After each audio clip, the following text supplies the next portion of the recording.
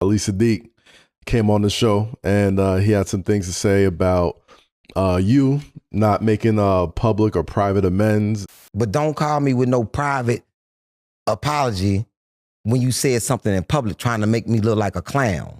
Let's be very clear. I just said I didn't remember the guy. So I said I don't know the guy, right? Mm-hmm. And then other comedians showed me pictures where I'm around the guy. He's in the same room as me. Mm-hmm. But if I said that I didn't know you and clearly I've been around you, that was the only apology I could have made to the guy. Mm-hmm. And so I didn't have any amends that I was trying to make.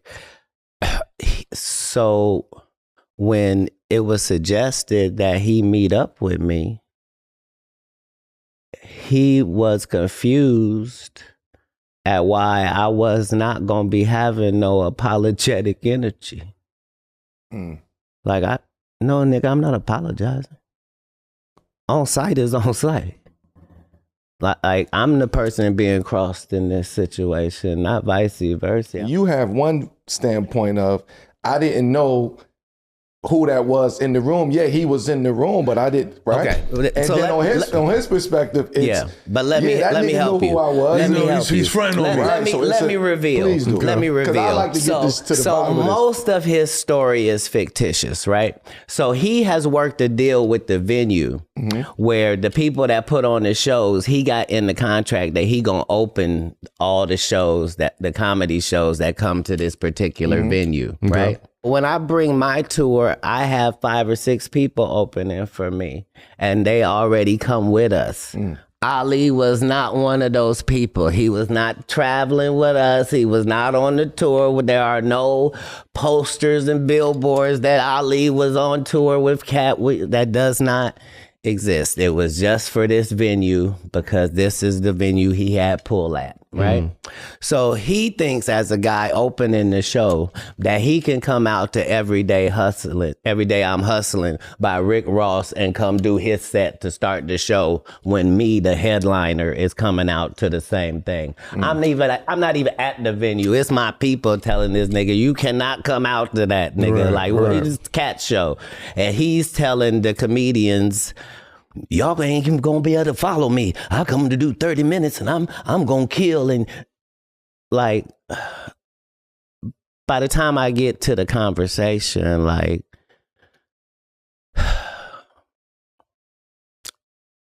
either Ali can perform or I can. You see how that's a no-brainer?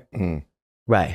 But because somebody did book him, maybe this is a money situation. So somebody get this man a check so that he didn't lose any money for coming out. I wouldn't want it to be that type of situation. So no matter how you break this is never me versus him. Like, he was never, like, that's why he can't tell you about any conversation he was having with me and how that's just not possible. Like, I already had the people on the tour that was on the tour already. This is just a stop in Houston. You moving how you moving, and it's coming from 2 different directions. But he's aware of both of those directions. He's not unaware. Is it salvageable? He told you himself there's nothing to salvage. Copy. I'm saying it would be different if we had a relationship and it went awry. We never had a relationship. Right. He was on an opposition team. He's the enforcer for Bill Bellamy and D-Lay and Billy Sorrells, the dick sucking crew. So because that's his squad, come on, man. Because that's his squad, I'm over here, you dig? All right. And everybody understands that. So you drew the line. Hey, I didn't draw anything. Okay. But I will acknowledge the line at all times. Indeed. Like, there's no cards to play on me. There's no way for you to be in open competition with me and wanting to do harm to me when you know how important I am to this thing. And the fact that you're supposed to be that as well, it's unforgivable. Like, it's almost sacrilege. I mean, I get it. I totally understand. Well, you talk about battles. Because at the end of the day, he a trustee. As a nigga that go to jail, we don't give a fuck what the trustees say. They always talking. So how do you balance that though? Because you said balance. I just Only showed balance you. equal balance, right? Left fist, right fist, same way he balances. but you just said another thing though. You said knowing how important you are to this, right? Why would you like as an independent artist who didn't give in to Hollywood, who's just got the same? But if you deck a nigga in the street, you know what I'm saying? Like that could jeopardize what you got going. That was none of he and I's interaction at any point. Like it's impossible for it to be a beef. I never had a grudge with this guy. Even outside of it being beef, you said he would come in and say I got 30 minutes, nobody can file me, all that type of stuff. But he was just saying that to the comedians that I had as openers. That's what I'm saying. Yeah. I'm like, at least at that same level, you can at least respect that energy as a stand-up comedian when you want the competitiveness of wanting to be the guy. Nah. He'll tell you when we go to play an away game, stay the fuck over there. This is the away version over here. That's the home locker room over there. You stay over there. We over here. Right? Like, knock it off. We come through two different directions. This is an away game. How you finagled your way. Yeah, break that down for me for folks who may not. To get adjacent to my team, but you don't respect me as the leader and captain of the team, and you also disrespecting the rookies. Right. Like, knock it off. Where do you play? You probably play at the Chicken Shack. They got 150 seats in there. Go live that life. That's your real life. This is an arena. This Toyota Center we talking about. Knock it off. It's a little different. I ain't gonna have the conversation. Hey man, I'm a fan of both of y'all brothers. We tried. You know what I mean? I know these guys. I'm like, damn. I'm like, not only did you try, man, it didn't work always. It didn't always work.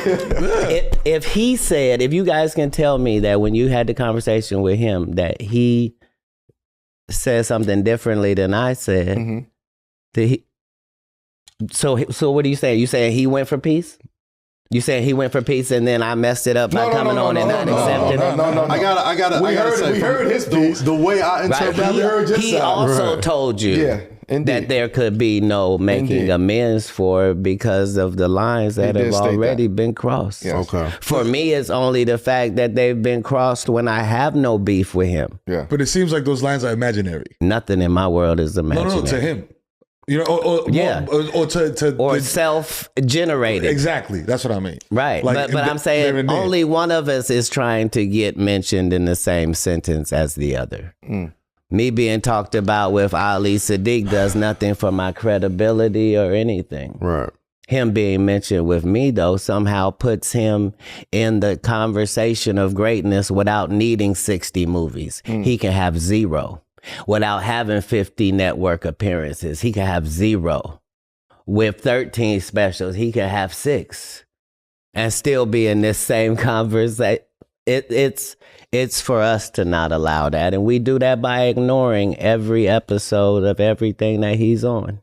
That's why the numbers be so low. And at the end of the day, you can't afford to be a comedian and be black and be short and be righteous and have me as a op, my nigga.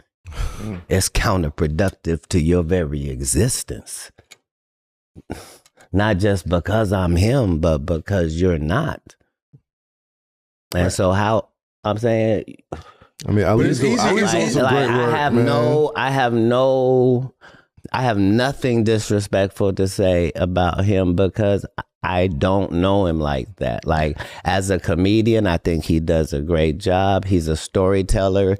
Generally, you got to be 80 years old to be a storyteller. Like, nobody does that even brand of comedy. Like, I don't see, that's why it can't, most of these can never be legitimate beefs because I'm not an insecure person. Like, I'm a quick to say I'm sorry type nigga. Like, I would never let a nigga fuck around and damage both of our energies. Are you kidding? Like, but by the same token, if you don't really like me because you can't be me, then my job is to make it better and better looking for you, boy.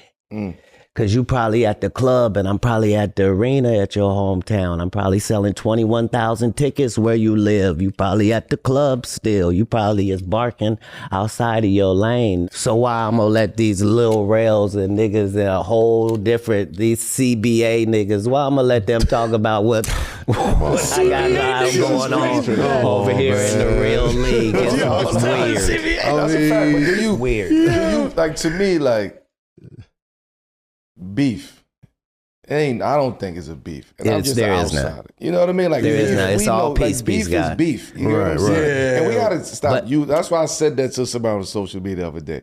Stop using these type of words, man. The terminology. That's different. Beef is something. But I'm saying it's legitimate though, very legitimate. because look. What I'm saying is just, everybody that I talked about on Shannon, if I said, like what I was saying about Cedric is, no, do you know how many times me and Cedric been in the same room? Like, no, I had to give him a pass. So do you think how you would feel if you gave somebody a pass for something and then 10 years after the pass, they act like the offense didn't even happen? Like, are you kidding? Of course I would have punched you in your bread basket. Are you kidding me? Like, there's no way. Like, so yeah, it do be legitimate beef, because if I say I don't like you, I mean that in the literal and the physical.